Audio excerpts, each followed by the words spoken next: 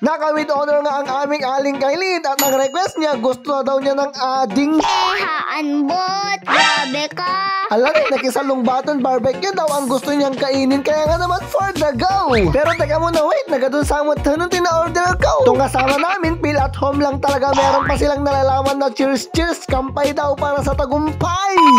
Ako nga ang nagpunta nung card giving ng anak ko at hindi ko inaasahan na with honor pala ang aling Kylie nyo. Pag-uwi nga namin sa bahay ay sobrang saya niyang ipakita ang certificate niya sa kanyang mama. Ilan yung average niya? 91! Di ba?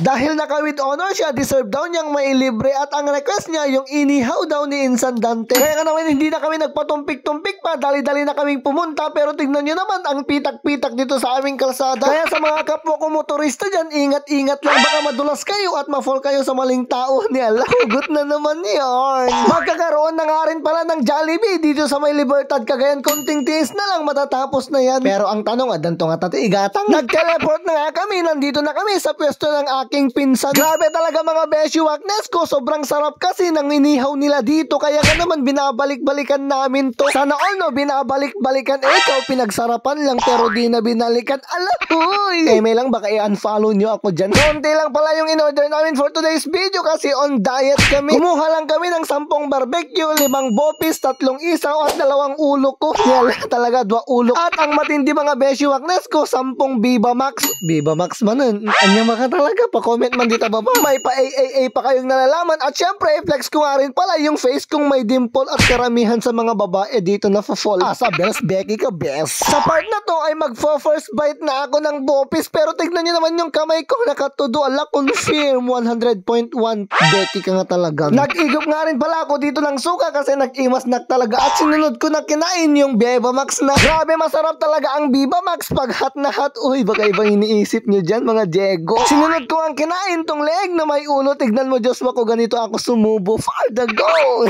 Ay, ala ni. Kasi dito pa ng sup-sup ko no ko ni. Ala, hayaan, joke lang. Habang kumakain nga kami, ang aming aling Kylie ay nag-vlog na rin. Yung kasama nga namin ay relax at feel at home lang. Kaya nga naman tinanong ko siya kung masarap nga ba talaga tong tinda nila dito. May masabi? Papa. Gusto nga rin daw nila ng hotdog kaya kinuhanan ko sila ng tag-isa nila. Inainit ko nga pala yan muna bago ko kinuha kasi mas masarap talaga pag nag-iinit kayong dalawa. Uy, hala, uy, sana all. Next ko nga na isunod at insarano itong isaw na ito. Grabe talaga mga beshi waknas ko. Ganito pala talaga yung feeling pag nakakakain ka ng iba't ibang babae. Nilak yun, wrong spelling pa ito pa nagsaukon. Ganito pala talaga yung feeling pag nakakakain ka ng iba't ibang putahe. Bumili nga rin pala kami ng soft drinks at tong magpinsan meron pa silang pa cheers na nalalaman. Sobrang happy daw sila kasi nakapag-honor silang dalawa. Uy, congrats sana all. Sinunod nga nilang pinag-cheers tong mga hotdog nila. Grabe talaga, deserve talaga nilang mag-honor tong mga to. Tingnan nyo, ang dami nilang nalalaman. Oh! I think of baby. I'm a mommy. Busog. Busog. Busog. Ikaw.